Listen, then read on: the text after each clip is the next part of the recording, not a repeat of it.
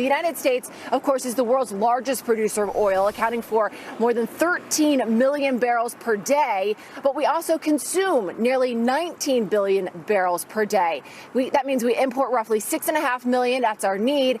And around 3.9 million comes from Canada. So if these tariffs include Canadian crude oil, some warn that the consumer would end up bearing this cost. Experts say it could lead to an immediate jump in oil and gas prices for the American consumer by as much as 30 to 70 cents per gallon.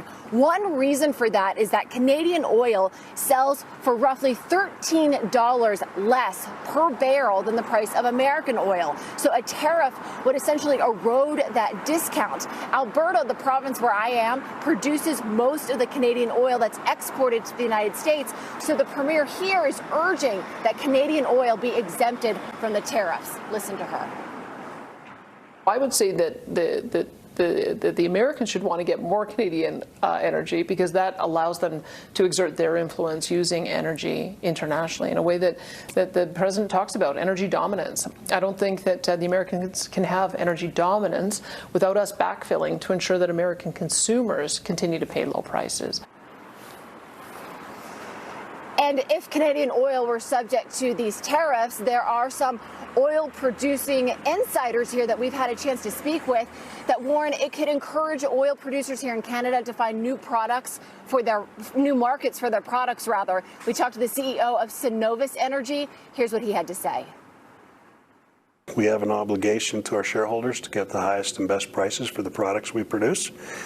If that tariff is preventing us from coming to the U.S. in the way that we have before, we're going to have to find other markets for our products. But let's hope we don't get to that, and let's hope that we continue with the relationship that we've had.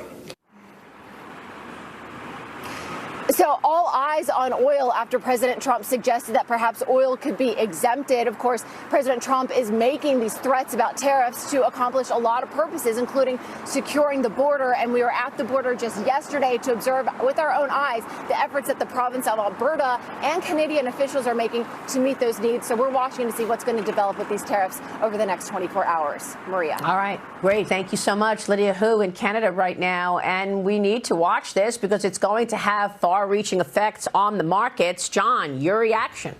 Well, Trump won the presidential election in large part because Americans are fed up with price inflation. That's right. And if Trump were to go ahead and allow these tariffs to materially increase the price of gasoline and other fuels, I think that would really hurt Trump's standing with the American people.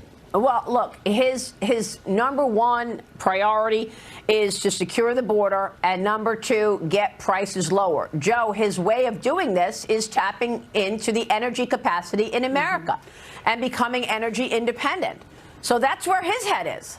Yeah, I mean, that's been the stated goal of this administration since day one. It was the stated goal of the Trump 45 presidency. And I think given the people he's appointed to Interior, to EPA, et cetera, that's going to happen in short order. But look, nobody wants these tariffs. The goal is always to get the behavior to change from the country that we're putting them on. So the sooner Canada and Mexico reacts with favorable new conditions at the border, I think Trump will be very eager, because of inflation, to remove these tariffs.